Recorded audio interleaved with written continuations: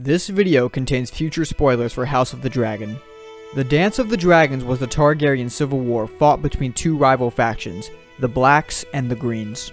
The Blacks were led by King Viserys' only surviving child by his first wife, Princess Rhaenyra Targaryen, while the Greens were led by Viserys' second wife, Alicent Hightower, and their eldest son, Aegon II. Each faction had their own respective allies and dragons, and both sides committed horrible actions during the war. This video focuses on the Greens and their first steps taken as the dance broke out in the year 129 AC. The culminating event that marked the start of the war was the death of King Viserys. Viserys suffered from chest pains as he got older and died at the age of 52 after taking a nap and never waking. His wife Queen Alicent was informed at once at the king's death and went to his bedchambers with Lord Commander of the Kingsguard Sir Criston Cole to check the body. The two of them confirmed Viserys was dead and immediately ordered the room locked and placed under guard. Princess Rhaenyra was on Dragonstone when Viserys died, which left her completely in the dark on what was happening. Alicent used this opportunity to give herself and her allies time to prepare and make plans. They did not want the news of Viserys' death to be spread, and ordered the servant who first found the body to be sent to the Black Cells to avoid rumors from starting.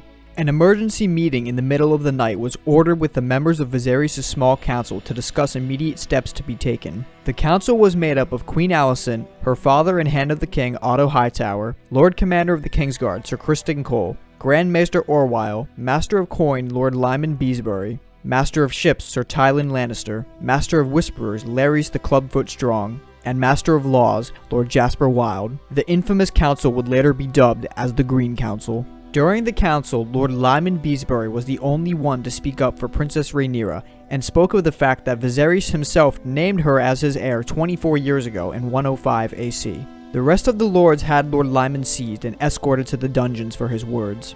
Other sources say Sir Criston killed him right there on the spot by cutting his throat and throwing the body out of a window. Either way, the first blood of the war was officially shed. The rest of the council disregarded Rhaenyra's claim and agreed the Iron Throne must pass to the king's eldest trueborn son, not daughter.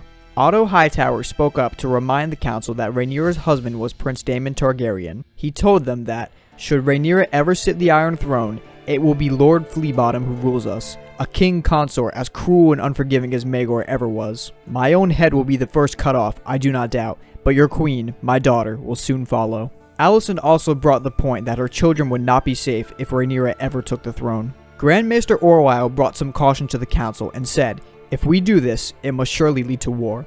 The princess will not stand aside, and she has dragons. The council continued on to make plans for the new king's coronation, which would be to Alicent's eldest son, Aegon II. No bells rang or ravens flew that night to announce Viserys' death, and the Blacks on Dragonstone would remain clueless for some time. The council ordered other servants that knew of Viserys' death sent to the dungeons and arrested any Blacks that remained in the Red Keep. As the morning came, Alicent sent Sir Criston to gather her children and bring them to the council. Criston found Aegon and was surprised to find that Aegon did not actually want to be involved in his mother's scheming. He told the knight, "My sister is the heir, not me. What sort of brother steals his sister's birthright?" Sir Criston convinced Aegon, however, when he told him that Rhaenyra would be sure to execute both him, his siblings, and his mother should she take the throne. It is said that this, and only this, persuaded Aegon to take the crown. Tywin Lannister was named the new Master of Coin after Lyman Beesbury's death. He took immediate action by seizing the royal treasury and splitting it into 4 parts. 1/4 was sent to the Iron Bank of Braavos for safekeeping,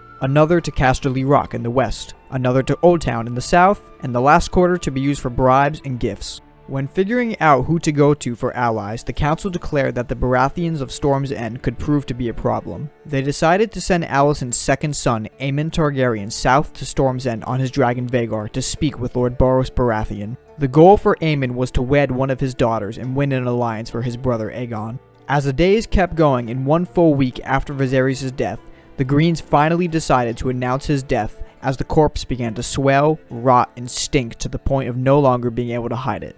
The ravens flew to every corner of the realm and announced Aegon II's ascension to the Iron Throne. The Dragon Pit was chosen as the site for Aegon's crowning since its thick walls and roof made a nice defense if any traitors were to come and interrupt the ceremony. Sir Criston Cole himself placed the iron and ruby crown of Aegon the Conqueror upon the head of Aegon II, proclaiming him, second of his name, King of the Andals, the Rhoynar, and the First Men, Lord of the Seven Kingdoms, and Protector of the Realm. Queen Alicent placed her own crown on Aegon's sister and wife Helaena Targaryen, knelt before her, and declared her, "My queen." Meanwhile, back on Dragonstone, the Blacks heard of Aegon's crowning, and Rhaenyra was furious. The Greens had made their move, and the war was on.